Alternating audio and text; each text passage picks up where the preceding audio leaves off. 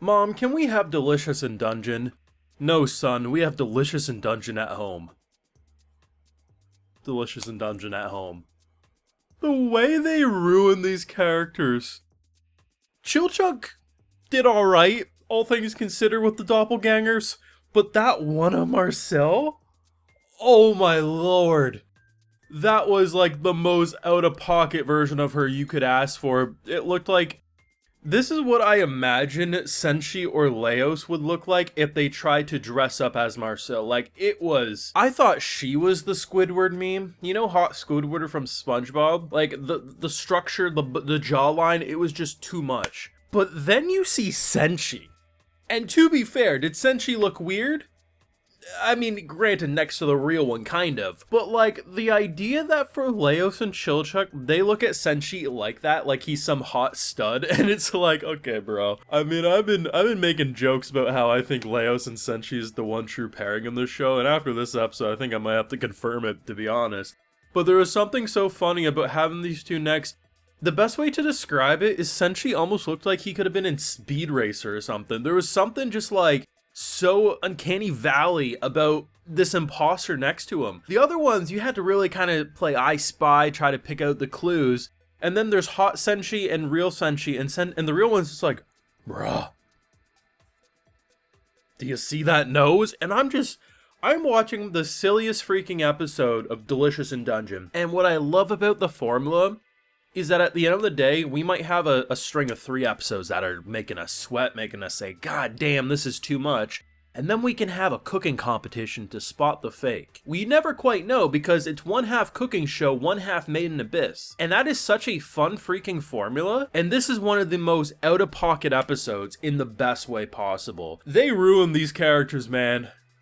But I would have had it any other way. Full live reaction over on my Patreon. If you want to see my full uncut thoughts to this insanity, it's going to be over there if you're interested. I mean, I thought it was going to be rather quick. I thought half the episode at max to spot the fake. So, on Netflix, you always have thumbnails, so I knew we were going to get doppelgangers, as seen by the thumbnail with Chilchuk, but also the episode was called that. But it was so much better than I was expecting, because what I love about the dungeon is that it actually feels living and breathing. So this is a location that the Red Dragon was at, and the Red Dragon, no longer to be seen here, back in the day, and now it's like a winter oasis. It's stormy. It's, the environment is much different than what we've been experiencing, as it should be if different floors, different locations evolve and change. The idea that when the lights go out, they're all holding hands, and the cool thing about it is that initially I think it was Leos was holding Chilchuk's hand, and then we go down the line, and then by the end of the line there's another Chilchuk hand, and I'm like, okay, this is about to get cool, and they light it up. There's a giant freaking one of Leos. One of the Leos's eyes are going in every which direction. It's just,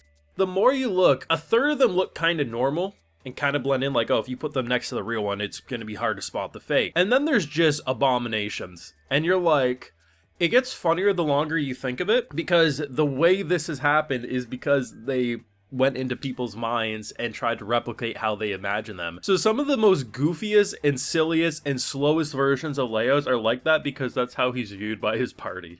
And that is just funnier the longer I think of it. I mean, it's just like, Leos is very smart when it comes to the dungeon and how to deal with monsters. He is. Like, that is his talent. People, not so much. Monsters, that is. And even though he's right, like, to have them all fight, because, obviously, the end result of, like, he wasn't actually going to leave the real versions of any of them in a cage or whatever based on a hunch. But at the end of the day, the fight was inevitable no matter what he picked, and he needed to fight the real one. But the idea that he just...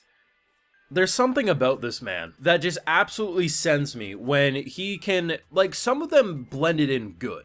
Like, and his logic was sound. One of the Chilchuks, the reason I thought the real Chilchuk was the real Chilchuk was just the way he sat. And I guess I was kind of right, but I wasn't even thinking, like, this boy would be scared shitless of Mimic, so he wouldn't sit on, like, containers out of fear. When it came to Marcel, that one I thought was kind of obvious, just based on, like, there's no way she would just be like, okay, well, I casually ate this and it's fine. It's like, no, like, she'd be arguing about this shit, right? Like, there's something about her and she'd be oblivious to things and she wouldn't think about things. It's just, like, it was easy to tell. But, like, you did have to, like, pay attention over the course. You're like, okay, I'm kind of second guessing myself because they both could be them given different circumstances. Cut to freaking Senshi with the The stone face. I'm like, what's with this man's jawline? When did he get a nose job?